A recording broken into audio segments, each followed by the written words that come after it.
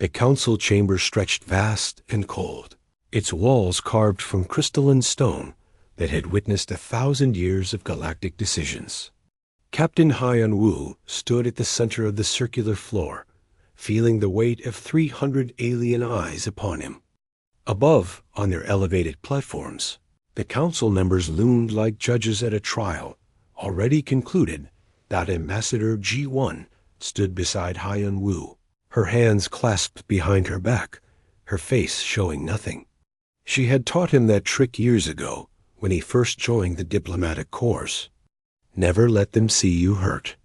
Never let them see you afraid. The Valthine High Arbiter rose from his seat, his tall frame casting shadows across the chamber floor. His skin shimmered with the purple hue of his species, and his forearms spread, wide in a gesture that might have been theatrical on a human, but carried ancient authority among his kind. "The council has reached its decision," the Arbiter said, his voice resonating through translation devices worn by every species present. "Humanity is hereby exiled from all council space. You have 1 standard year to remove your people, your stations, and your vessels from the 147 systems you currently occupy." Haiyan Wu felt his jaw tighten, but he did not speak. G1 had been clear in their briefing that morning. They would accept the decision with dignity. No arguments, no protests, no threats. "May I ask the reasoning?" G1's voice cut through the chamber, clear and calm. The Arbiter's eyes fixed on her.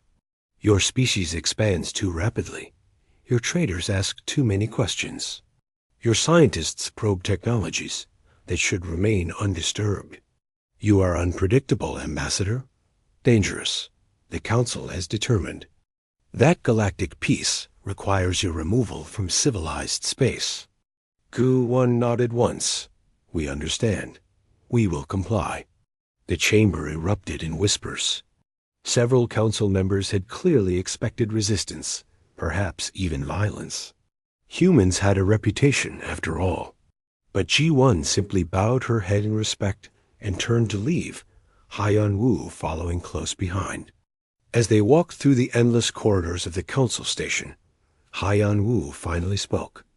"We're really going to just leave?" "Yes," G1 said simply.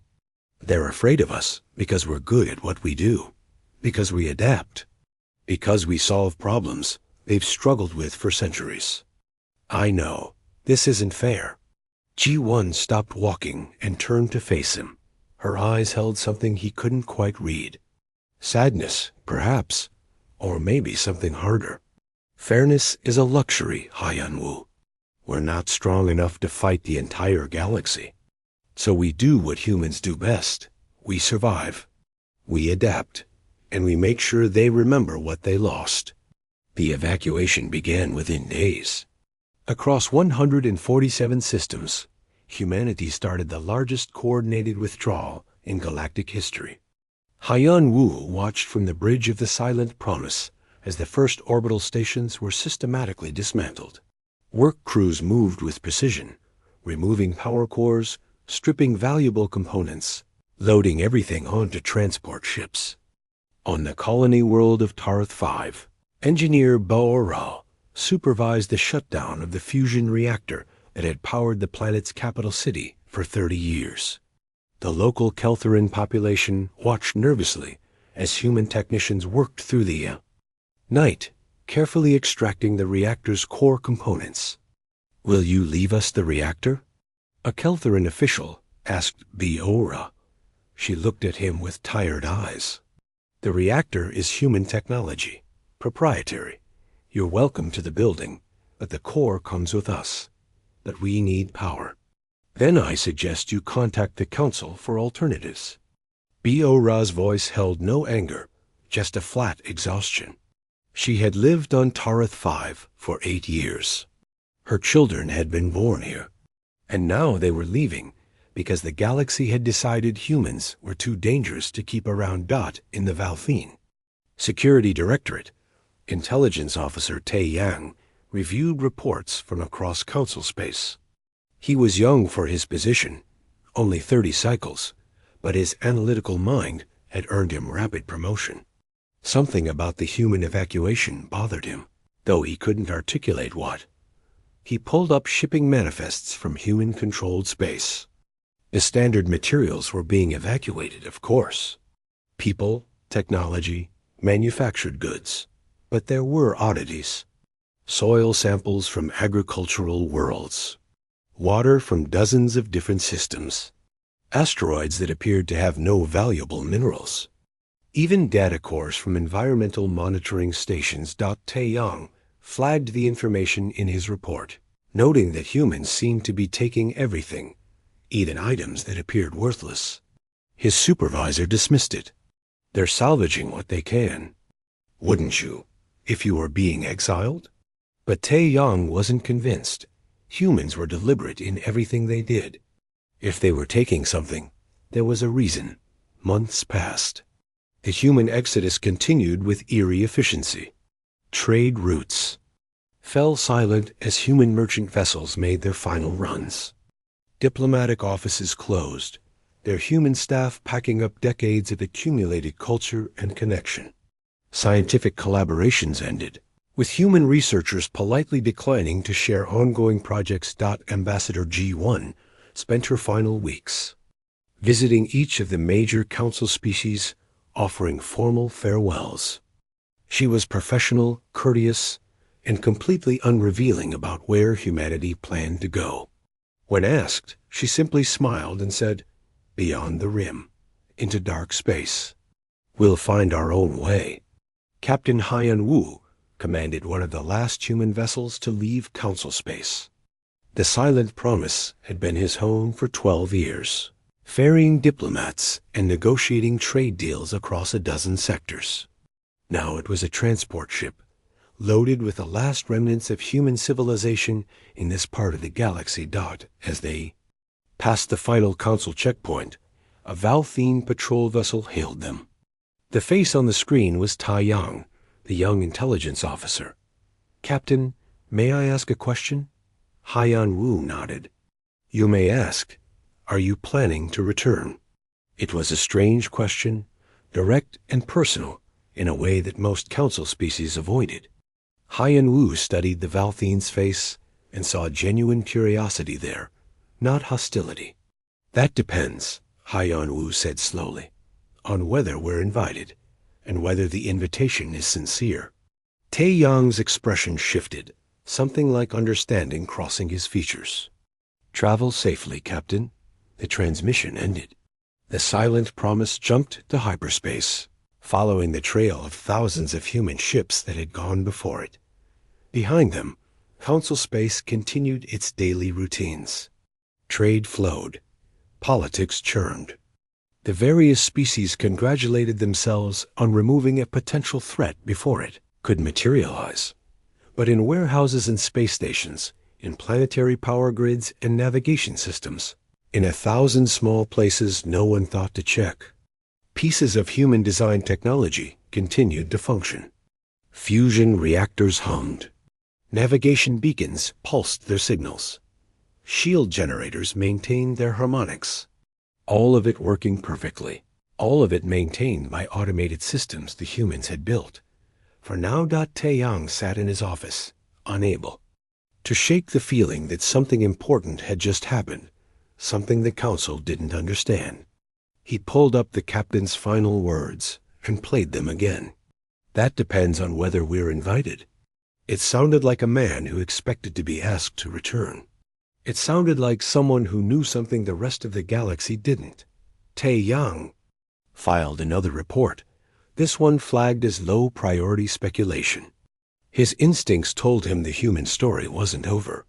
It was just beginning, but no one was listening yet. 3 years passed like water through open fingers. The galaxy moved on, as galaxies do. The council passed new legislation. Trade routes adjusted to fill the gaps humanity left behind. New species took over the systems humans had once occupied, finding empty stations and abandoned colonies that seemed almost haunted in their cleanliness. Captain Bai Ora of the merchant vessel Swift Wind had taken over several routes that human traders once operated. She was Keltherin, with the gray-scaled skin and triple-jointed fingers of her species, and she prided herself on reliability. Her ship carried medical supplies, rare minerals, and luxury goods across 7 sectors. But lately, something had been wrong with Sector 447. Bay-Ura stood on her bridge, staring at navigation screens that showed nothing but static. The automated beacon network that guided ships through this region had gone completely dark. Every beacon, all 63 of them, silent. This sector was maintained by humans, her first officer said, checking old records. They pulled out 3 years ago. But the beacons kept working after they left, Biora said. I've run this route a dozen times since then. They were fine last month. Her communications officer looked up from her station, face pale. Captain, I'm picking up a distress signal. Multiple ships. Pirates, based on the registration codes. Bio-Raz blood went cold. Sector 447 had been notorious for pirate activity before humans established their patrol routes here. After the humans left, everyone expected the pirates to return.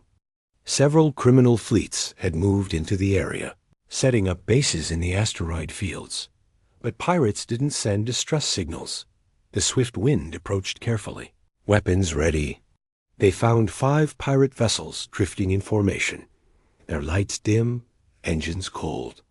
No signs of battle damage, no debris fields. Just ships hanging in the void like sleeping giants. Bay-Ora authorized a boarding party. What they found made no sense. Every crew member on every ship was in cryosleep pods. All of them sealed, all of them breathing, all of them alive. But there were no records of why they'd entered cryosleep. No logs explaining what happened. The ship's computers were blank, as if someone had carefully erased everything. The boarding team found one more thing. In the main hold of the largest pirate ship, stacked neatly in labeled containers, were hundreds of stolen items. Goods taken from merchants over the past 2 years. Everything cataloged, everything preserved. As if someone had been planning to return it all to its rightful owners. .Bo.Re reported the incident to council authorities.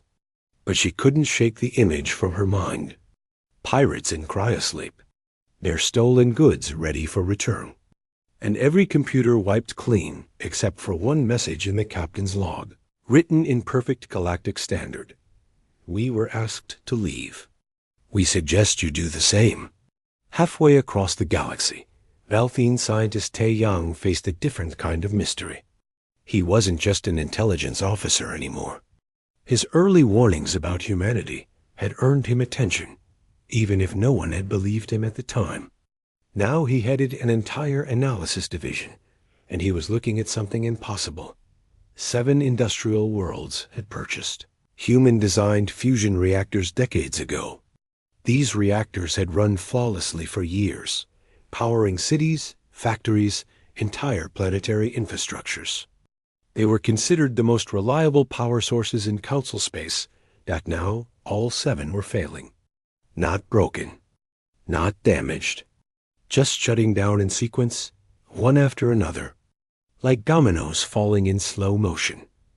Taeyang stood in the reactor chamber of Valthene Prime's main power facility, watching engineers struggle to understand what was happening. The reactor core still glowed with barely contained energy, but it was reducing output steadily, dropping by exactly 2% every day. Can you override it? He asked the chief engineer. We've tried everything. The reactor won't respond to our commands. It's following some kind of internal protocol that we can't access. The human designers locked the core systems behind encryption we can't break. What happens when it reaches 0 output? The engineer's face said everything. 70 million people lose power. Hospitals, life support systems, everything. We have maybe 40 days before that happens. Taeyang contacted the other 6 worlds. Same situation. All the reactors shutting down in the same pattern, all with exactly 40 days until total failure. It was too coordinated to be coincidence, too precise to be accident. Someone had designed these reactors to fail. Or more accurately, someone had designed them to shut down if certain conditions weren't met. Tae-Young suspected those conditions involved human technicians performing regular maintenance that no longer happened because humans were gone. He tried to contact human space, sending messages to the coordinates where humanity had supposedly settled beyond the rim. No response. The messages simply vanished into the void. On the neutral world of Praxis, Trade Administrator Dae-Hyan dealt with his own crisis. The Praxis Collective had always stayed out of galactic politics, focusing instead on facilitating commerce between species. Dae-Hyan was good at his job, managing 17 major trade routes that connected dozens of worlds. Except now, those routes were becoming death traps. Navigation data was corrupting. Hyperspace lanes that had been stable for centuries were showing dangerous fluctuations. Ships were getting lost, emerging from hyperspace thousands of light years off course. 3 vessels had simply vanished, their last transmissions showing nothing but garbled warnings about spatial distortions. Dae-Hyan traced the problem back to navigation buoys, the ancient technology that guided ships through hyperspace. These particular buoys had been upgraded and maintained by human contractors over the past 50 years. When humans left, the buoys kept working perfectly. Until now. Dae-Hyan hired a team of specialists to examine one of the failing buoys. They found it in perfect physical condition. Every component functioned correctly. But the navigation algorithms were degrading, breaking down in ways that seemed almost biological, like the system was dying of old age. These buoys use adaptive learning networks, one specialist explained. They constantly adjust to changes in hyperspace currents, updating their own programming to maintain accurate routes. But they need periodic recalibration by technicians who understand the underlying architecture. The humans, Dae-Hyan said. Yes, without that maintenance, the systems are making increasingly poor decisions, trying to adapt without proper guidance. Eventually, they'll become completely unreliable. The council called an emergency session. Tae-Young presented his findings about the fusion reactors. Bayora testified about the pirate incident in Sector 447. Dae-Hyan explained the navigation crisis. Representatives from a dozen species added their own reports of failing technology, all of the human designed, all of it breaking down simultaneously. The Valthene High Arbiter listened to everything with growing alarm. Are you suggesting the humans sabotaged these systems before they left? No, Tae-Young said carefully. I'm suggesting these systems were designed to require human maintenance. Without it, they're failing naturally. The humans didn't break anything. They just took their expertise with them when we exiled them. Then we'll reverse engineer the technology, another council member said. We're not helpless. Tae-Young had expected this response. He pulled up technical schematics, pages of dense equations and engineering diagrams that had taken his team months to partially decode. This is one human fusion reactor. We've been studying it for 3 years. We understand perhaps 30% of how it works. The humans built elegant systems with multiple redundancies and safeguards that all interact in ways we're still discovering. They made their technology idiot-proof, but not expert-proof. Without understanding the full design philosophy, any repairs we attempt might make things worse. The chamber fell silent. We could ask them to return, someone suggested quietly. The Arbiter's expression hardened. We exiled them for being dangerous. We cannot simply invite them back because we need their help. Then what do we do? Dae-Hyan asked. 17 trade routes are failing. Millions face power shortages. This is just the beginning. How much of our infrastructure depends on human technology that we don't understand? No one had an answer. The council authorized a diplomatic mission. 3 ships, carrying representatives from multiple species, sent to the Rin territories where humans had supposedly settled. Their mission was simple: request technical assistance, offer compensation, negotiate a limited return of human experts. The ships left with great ceremony. The galaxy watched with interest. Perhaps this crisis would resolve peacefully after all. The ships never returned. 6 months after their departure, an automated message buoy appeared at a council checkpoint. It carried a recording, audio only, spoken by a human voice that sounded neither angry nor threatening. Just matter of fact. We received your delegation. We have declined your offer. We departed council space as requested. We have no quarrel with you. Please do not send more ships. Please do not follow. What you built with our help is yours to maintain. Or not. The choice was always yours. Tae Yang listened to the recording in his office, feeling cold despite the comfortable temperature. The message was polite, even friendly. But underneath it was something harder. A door closing. A bridge burning. The humans weren't coming back, and the galaxy was starting to realize what that meant.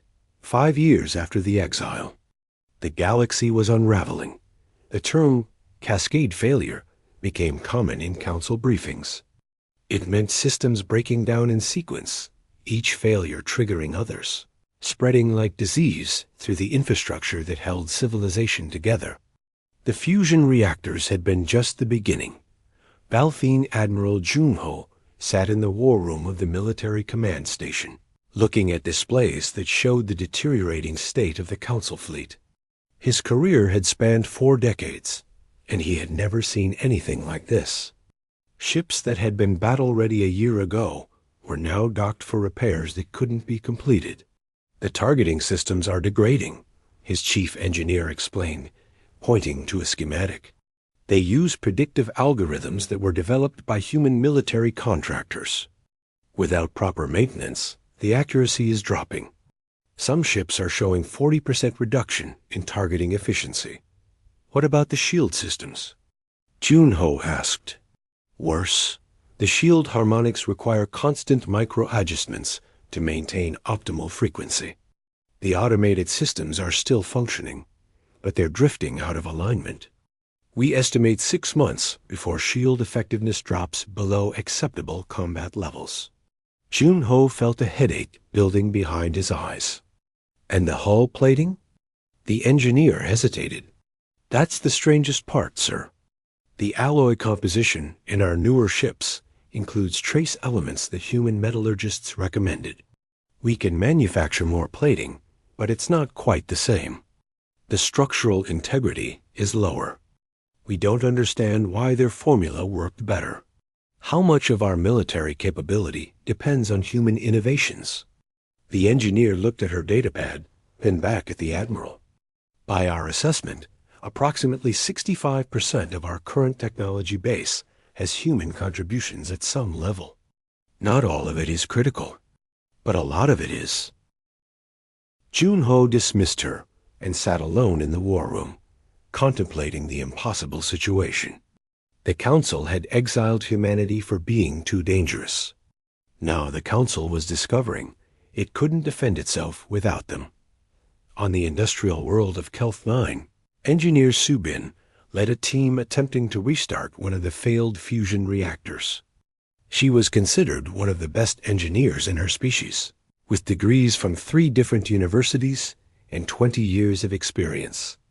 If anyone could solve this, it should be her. The reactor sat in the center of a massive chamber, a sphere of exotic metals and crystalline components that had powered this city for 30 years without a single problem. Now it was dark and cold, its internal systems locked behind encryption that seemed almost alive in its complexity. Subin had spent 4 months studying human reactor designs, pulling apart technical manuals, consulting with every expert she could find. She thought she understood the basics. The reactor used controlled fusion to generate power, channeling the energy through a network of conduits that distributed it across the city. Simple enough in theory, but the details were nightmarish. The reactor wasn't just one machine. It was hundreds of subsystems, all working together, all monitoring each other, all connected through a web of feedback loops and safeguards that prevented catastrophic failure. The humans had built something that was almost impossible to break by accident, which meant that fixing it was almost impossible. Su Bin made her attempt on a cold morning with her entire team watching from behind protective barriers. She had managed to bypass the first 3 levels of security encryption. She had isolated what she believed was the startup sequence. She had triple-checked every calculation dot. She initiated the restart protocol. For a moment, nothing happened. Then the reactor began to hum, a deep vibration that Su Bin felt in her bones. Energy readings started climbing. The core temperature rose. Success spread across her team's faces. Then the reactor emitted a pulse dot. It wasn't an explosion. It was more like a wave of electromagnetic energy that radiated outward in a perfect sphere. Every electronic device within 10 kilometers simply stopped working. Computers, communication systems, medical equipment, traffic control. Everything. The city went dark. It took 3 days to restore partial power using backup generators. It took 2 weeks to repair all the damaged systems. And the reactor remained dead, now even more locked down than before. As if punishing them for trying to restart it without permission. Su Bin wrote her report in longhand. Since her computer was still being repaired, her conclusion was simple. Human technology was designed with safeguards, so sophisticated that trying to bypass them was more dangerous than doing nothing. The reactors weren't breaking. They were refusing to work for anyone except their creator's Dot in his office on Valthene Prime. Taeyang compiled everything into a comprehensive report. He had been tracking the situation for 5 years now, ever since his first warnings about the human exodus. Now he had enough data to see the full picture, and it was breathtaking in its implications. Humans hadn't sabotaged anything. They hadn't planted bombs or viruses. They had simply been so good at what they did that they made themselves essential. They had solved problems across the galaxy, invented technologies that others adopted, maintained systems that kept civilization running.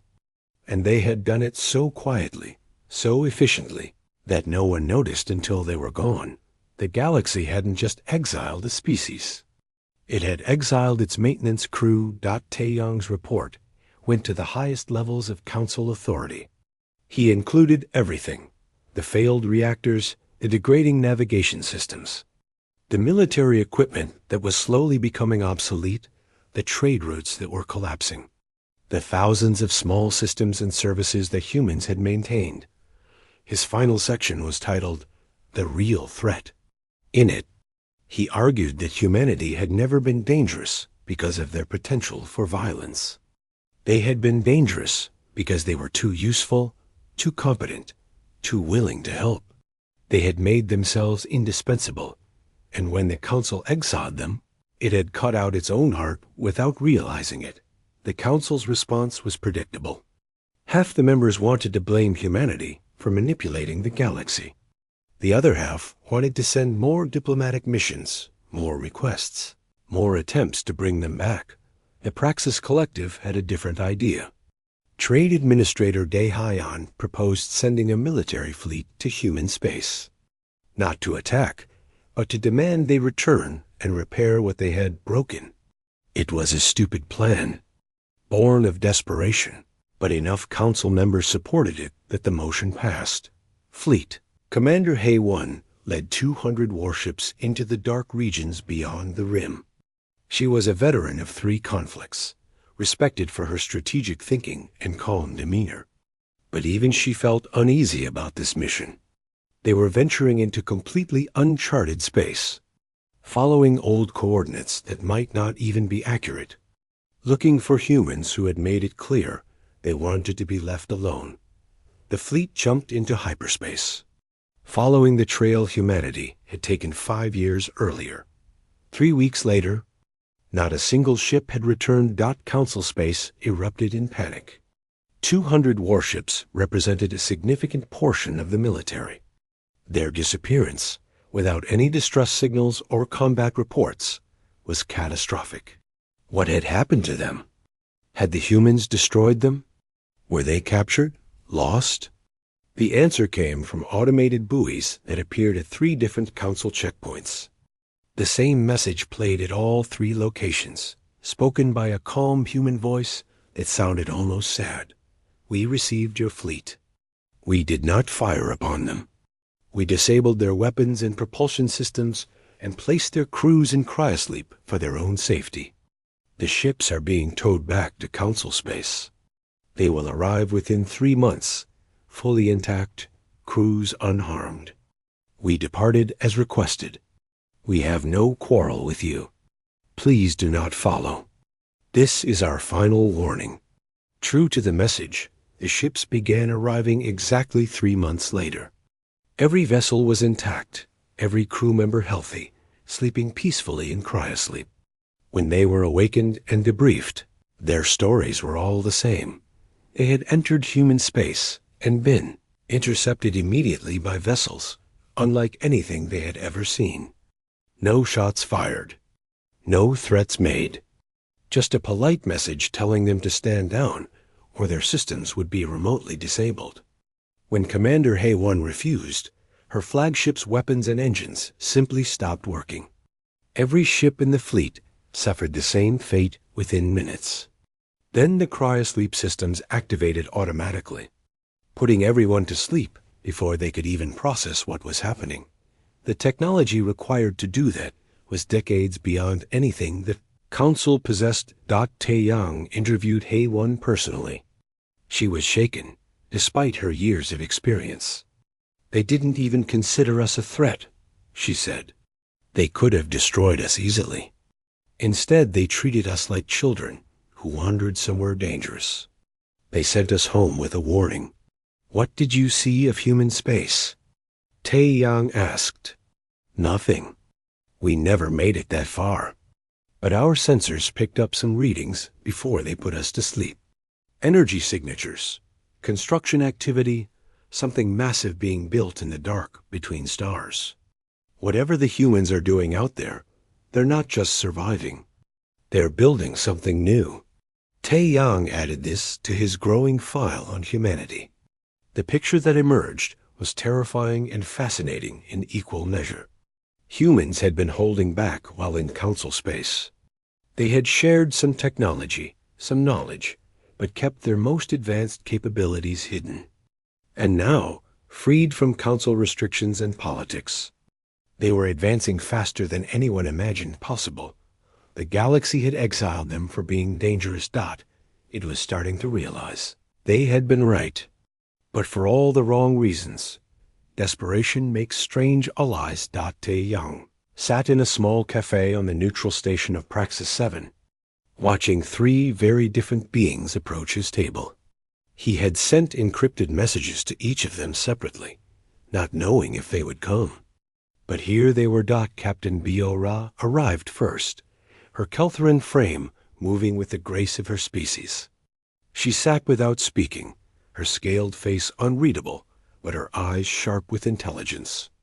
She had been tracking the human situation since the pirate incident in Sector 447, and her merchant contacts gave her access to information most officials never saw. Engineer Subin came next, still wearing the work clothes from her failed reactor restart attempt. She looked exhausted, carrying the weight of her city's power crisis on her shoulders. But she had agreed to this meeting because she needed answers that the Council wasn't providing. Trade Administrator Dae-Hyan arrived last, glancing around nervously before sitting. As a member of the Praxis Collective, meeting secretly with a Valthene intelligence officer could damage his career.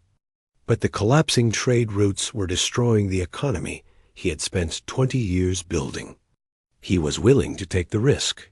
Thank you for coming, Tae-Yang said quietly. I know this is unusual. You said you have a plan to find the humans. Laura said, getting straight to business. I'm listening, Tae Yang pulled out a datapad and placed it on the table. The Council has given up on diplomatic contact. The military option failed spectacularly. But there's another way. A small ship, a small crew, traveling quietly into human space, not as conquerors or beggars, but as people genuinely seeking to understand what happened. The Council would never authorize that, Dae Hayan said. I'm not asking the Council. I'm asking you. Each of you represents a different species, a different perspective. Each of you has been directly affected by humanity's absence. And each of you, I believe, wants the truth more than you want to follow official policy. Su Bin studied the datapad, scrolling through Tae Yang's proposal. You want to venture into human space, find their settlements, and convince them to share their knowledge with us. What makes you think they'll listen? Because we'll ask properly this time. No demands. No fleets. Just honest questions and a willingness to accept whatever answers they give. Tae Yang leaned forward. The humans left us instructions. I'm certain of it. They wouldn't have built all these systems without maintenance protocols. They're testing us, waiting to see if we'll approach them with respect or just more demands. Ora's eyes narrowed. That's a big assumption. I've studied human psychology for 5 years. They're not cruel. When our fleet entered their space, they could have destroyed it. Instead, they disabled it and sent everyone home safely. They're not our enemies, but they're also not going to be taken for granted again. The 4 of them talked for hours, weighing risks and possibilities. In the end, Pei agreed. They would acquire a small research vessel, stock it for a long journey, and venture into the dark regions beyond the rim. They would go quietly, without Council approval, and accept whatever consequences came from that decision. It took 3 months to make preparations. Ora used her merchant contacts to acquire a ship, a modest vessel called the Seeker's Hope. Su Bin retrofitted its systems for extended travel and installed the best sensors she could acquire. Dae Hayan arranged supplies and created false documentation to cover their departure. Tae Yang handled intelligence, mapping the most likely locations where humans might have settled. They launched on a quiet morning, telling no one their true destination. The official story was a research expedition into unexplored space, documenting new star systems for potential colonization. Not technically a lie, just incomplete. The journey took weeks. They followed the trail humanity had taken, finding abandoned way stations and empty outposts.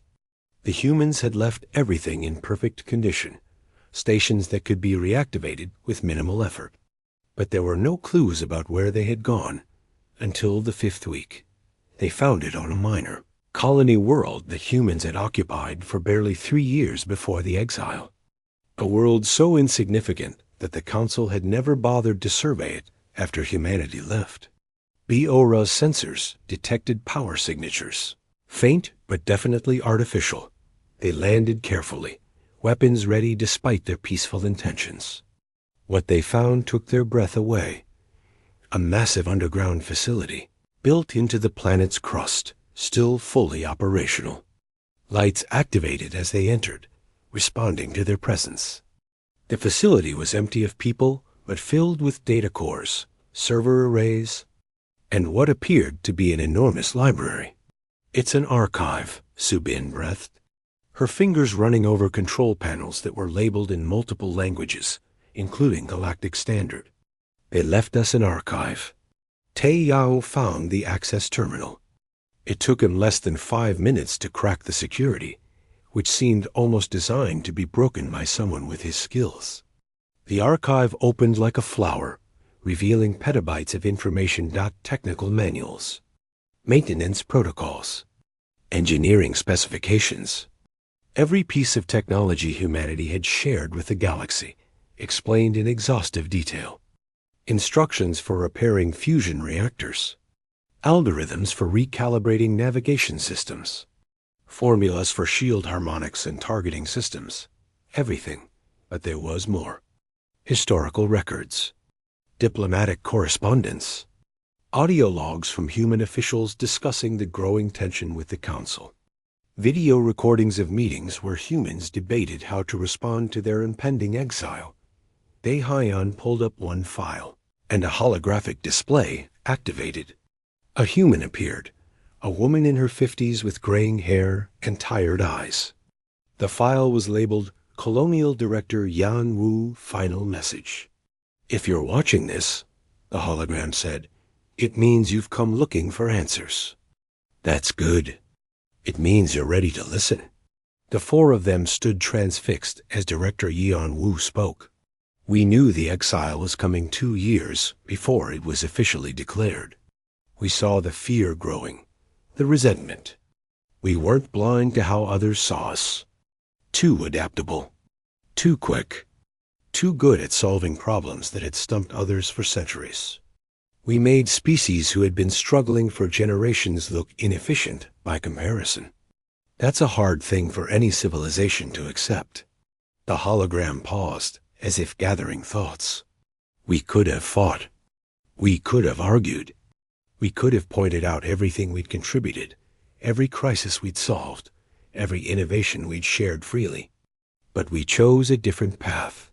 We chose to leave quietly and let the galaxy learn through experience what they refused to learn through reason. Every system failure you're experiencing now is intentional. Not sabotage, not malice, just natural consequences. We built technologies that required maintenance, that needed expertise, that depended on understanding the full design philosophy. We built them that way for safety. A fusion reactor that anyone could randomly modify would be a bomb waiting to explode. A navigation system that could be carelessly altered would send ships into stars. We built safeguards, and those safeguards require trained technicians. Director Yan Wu's expression softened. We gave freely while we were among you. We protected systems you didn't know needed protecting. We maintained equipment you took for granted. We solved problems before they became crisis. We did all of this because that's what humans do. We see a problem and we fix it. We see someone struggling and we help. It's not strategy. It's just who we are. But you cast us out for being dangerous. You never asked what we were protecting you from. You never considered that our rapid expansion might have been driven by necessity rather than aggression. You feared us without understanding us." The hologram's expression hardened slightly. "This archive contains everything you need to maintain the systems we built. Every instruction, every protocol, every secret we kept. It's yours. Take it, use it, fix your reactors, repair your navigation systems, maintain your military equipment. We hold no grudges. But understand this. We will not return simply because you need us. We will not come running because the galaxy finally realizes we were useful. If you want our help in the future, you will ask as equals. You will approach with respect. You will acknowledge that exile has consequences, and those consequences are not our fault. We're building something new beyond the rim, something better than what we left behind. When you're ready to meet us as partners rather than servants, send an honest delegation. Not a fleet, not a list of demands, just honest people willing to have an honest conversation." The hologram faded, leaving the four of them standing in silence. Bu Ora spoke first. They knew. They knew exactly what would happen. They planned this entire thing, Daehyun said, something like awe in his voice. The Exodus, the system failures, even this archive. All of it designed to teach the galaxy a lesson. Subin pulled up technical files, her eyes widening as she scrolled through detailed reactor specifications. "This is everything. Every question I had, every problem I couldn't solve. It's all here. They could have left us to figure it out ourselves. Instead, they left us the answers." "Why?" Taeyang understood. He had studied human psychology, long enough to recognize the pattern. Because they're not vengeful. They're just tired of being taken for granted. This is them proving they could leave us struggling, but choosing not to. One more gift, one more helping hand, even after we exiled them. He pulled up another set of files, and his blood went cold. Records of something the humans had discovered in deep space. An ancient threat, dormant but stirring. A fleet of unknown origin, biological rather than mechanical, moving slowly toward Council space. The humans had been tracking it for decades, maintaining a defensive perimeter, preparing countermeasures. The galaxy's first line of defense had always been humanity. And no one knew because the humans never mentioned it. They just quietly handled the problem while the Council worried about whether humans were expanding too quickly. Tae-Yang copied every file in the archive onto their ship's data cores. It would take months to process everything, but this knowledge could save the Galaxy Dot as they prepared to leave. Bo-Ra asked the question they were all thinking. Do we tell the Council? Tae-Yang looked at the archive one last time. We tell them everything. And we hope they're wise enough to learn the right lesson this time. The Seeker's hope returned to Council space, carrying knowledge that would reshape everything. Tae-Yang and his companions transmitted their findings to every major government, every news network, every scientific institution. The human archive went public within. Days. The reaction was volcanic. Half the Council called for immediate prosecution of humanity, for systematic manipulation. The other half recognized what the archive truly represented, humanity's final gift to an ungrateful galaxy. The debate raged for months, splitting governments, dividing species, forcing everyone to confront uncomfortable truths about what they had lost. In the Valthine Council chambers, a young representative named Min listened to weeks of arguments before finally standing to speak. She was barely 30 cycles old, too young by traditional standards to have real influence. But she had been mentored by Tae-Yang, and she understood what others refused to see. Honored Council, she said, her voice carrying across the vast chamber, we are having the wrong argument.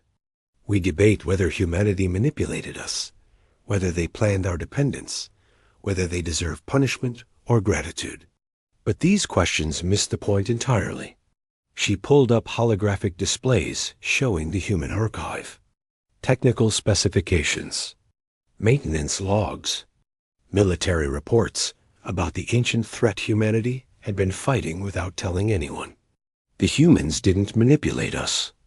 They helped us, constantly, quietly, without asking for recognition or reward. They maintained systems we didn't understand. They solved problems we couldn't. They protected us from threats we never knew existed. And when we exiled them for being too competent, they left us instructions so we could maintain everything ourselves. That's not manipulation. That's extraordinary grace under circumstances they had every right to be angry about. The chamber stirred. Several representatives started to object, but Min continued. We exiled them because we were afraid of what they might become. We should have been afraid of what we would become without them. Every failing system, every crisis we face now, is evidence of our own inadequacy. We took their help for granted and called it weakness. We mistook their competence for threat. We committed an injustice, and rather than admit it, we blamed them for the consequences of our own decision. She paused, letting her words settle. I propose the Restoration Decree, a formal apology to humanity, an invitation to return as equal partners in the Council, with full voting rights and autonomy. Not because we need them, though we do, but because it's the right thing to do, because they deserve better than what we gave them. The debate that followed lasted 3 months. It split the Council down the middle, with species taking sides based on how much they depended on human technology. The Valthine supported the decree. The Caltherin joined them. The Praxis Collective seeing their trade routes collapse, added their voice. But others resisted, clinging to pride and fear. While politicians argued, engineers across the galaxy used the human archive to start repairs. Su Bin led teams that successfully restarted fusion reactors on 7 worlds, following the detailed instructions humanity had provided. Navigation systems were recalibrated. Military equipment was maintained properly for the first time in years. The immediate crisis began to stabilize, but something else was happening in deep. Space Captain Buora was running one of her trade routes when her sensors picked up anomalous readings. She was alone in a frontier sector, 3 weeks from the nearest station, when she saw them. Ships, dozens of them, hundreds, moving in formation toward Council space. They weren't like any vessels she had ever seen. Organic rather than mechanical, hulls that seemed to pulse with strange life. No obvious engines or weapons, but radiating power that made her instruments scream warnings. They were still far away, years out from inhabited systems at their current speed. But they were coming. Buora sent an emergency transmission and jumped to hyperspace, racing back to Council territory. Her message reached Tai Yang within days. He pulled up the files from the human archive, the reports about the ancient threat. The descriptions matched what Buora had seen. The threat was real. It was coming, and humanity had been preparing to fight it alone. The Council called another emergency session. This time there was no debate. Bajura's sensor logs were broadcast across the chamber, showing the approaching fleet. Analysts estimated it would reach the nearest inhabited systems in 5 years. Maybe less if it accelerated. This is what the humans were protecting us from, Tai Yang said, his voice cutting through the panicked murmurs. They discovered this threat decades ago. They established defensive positions. They developed countermeasures. They never told us because they knew we'd panic.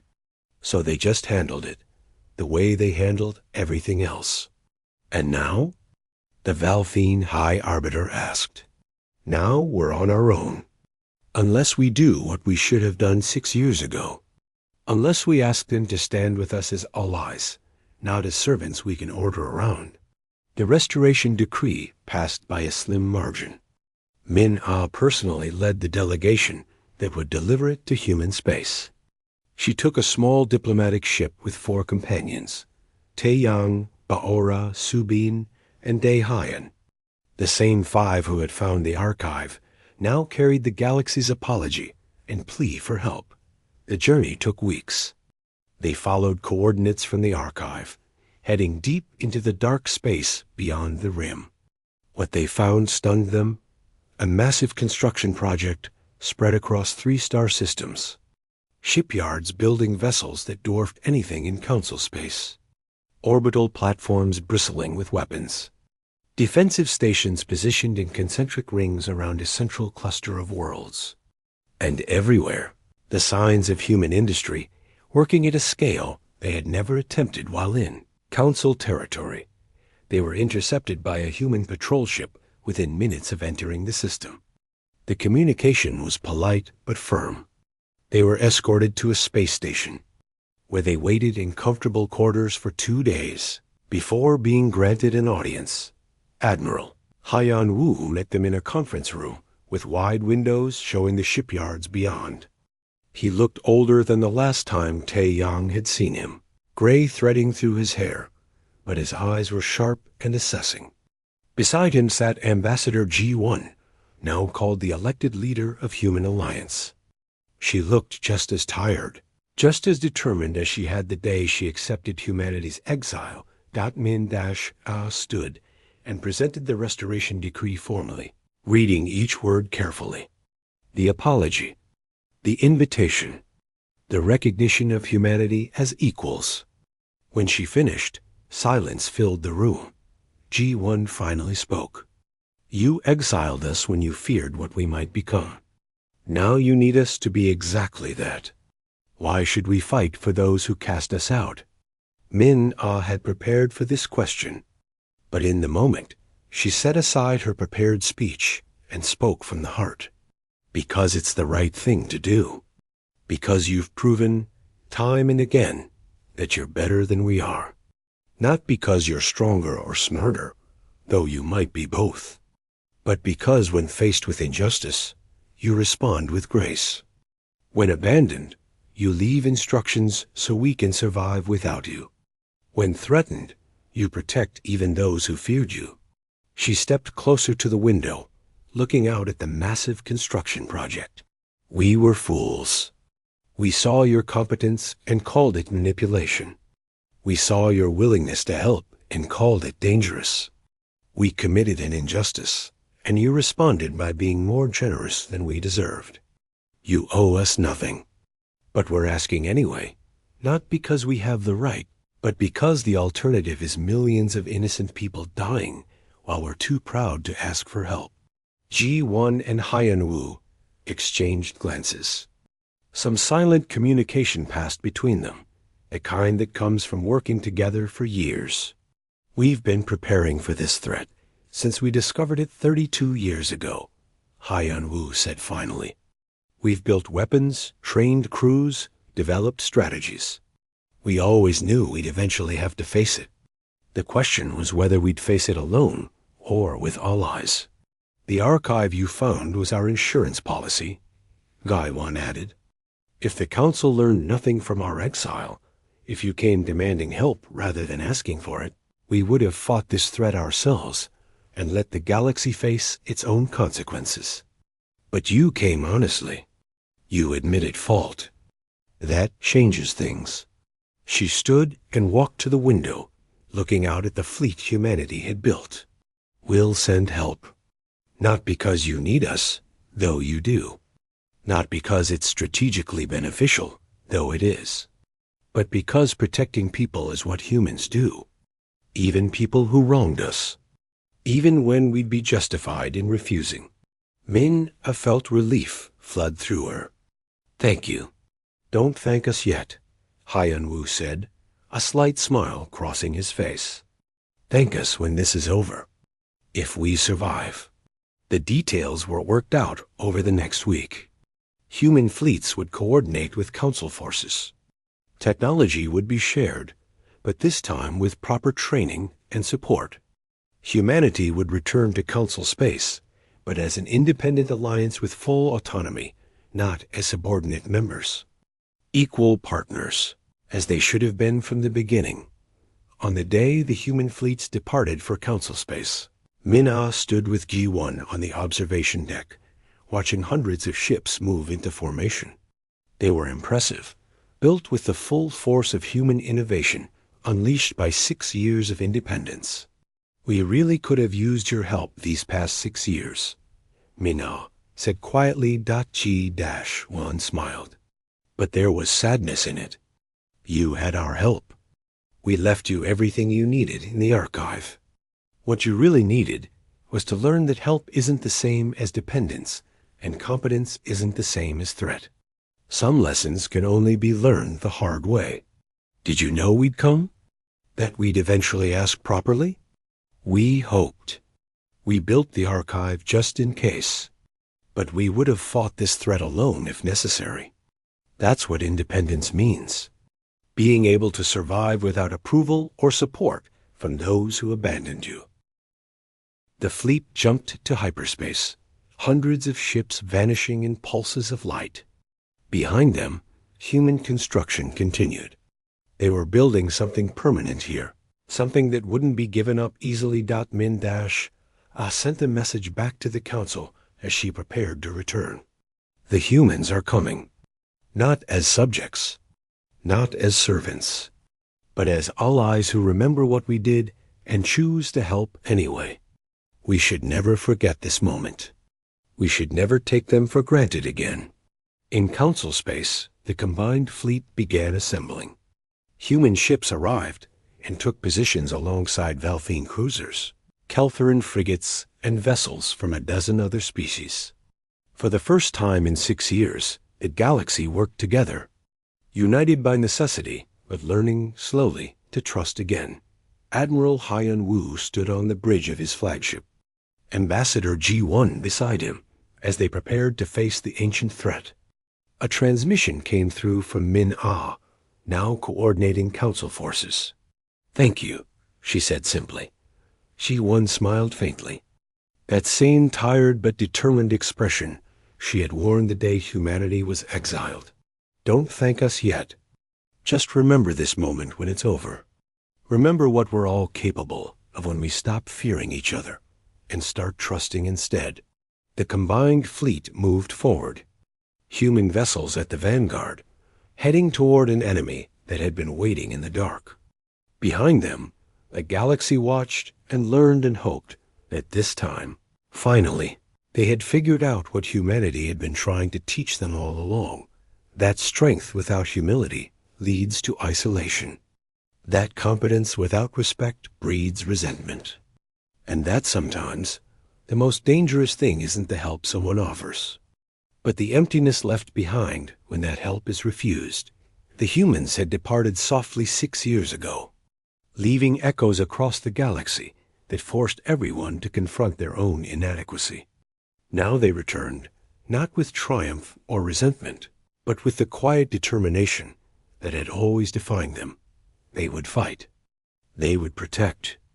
They would help, because that's what humans do, even for those who had forgotten to be grateful.